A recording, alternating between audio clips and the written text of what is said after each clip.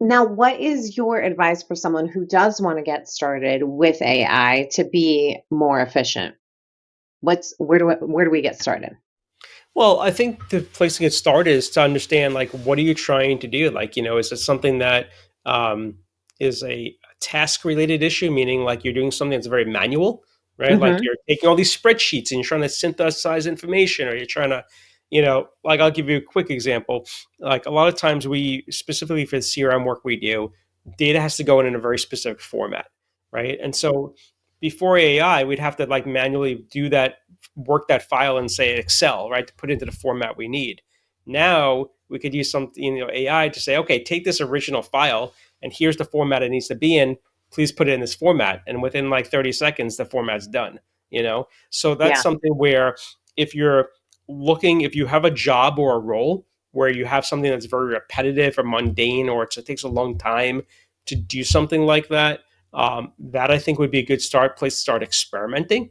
I think if you're somebody that really has no clear objective of what you want to do, like think of something simple, right? Maybe it's something even about your business. Maybe start there where it's saying, okay, like create a persona for my business. Like, and here's a good one. We talk about marketing. I think that most businesses, I don't want to say most, I think a lot of businesses do a mediocre to fair job at really explaining what they do on their website, right? Um, Yes. and it's either outdated because things have changed, or it was never good to begin with, whatever the case may be.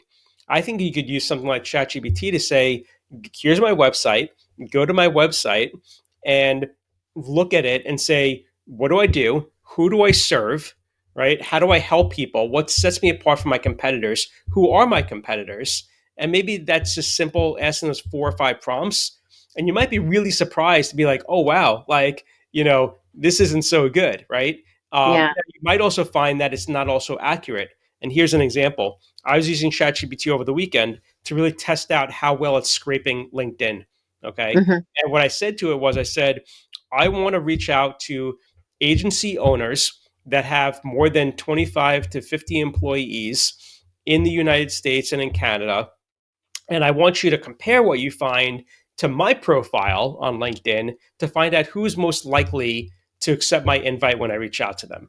And I knew I was going to get back like a short list of 25 people or so, which is Yeah. what I got back.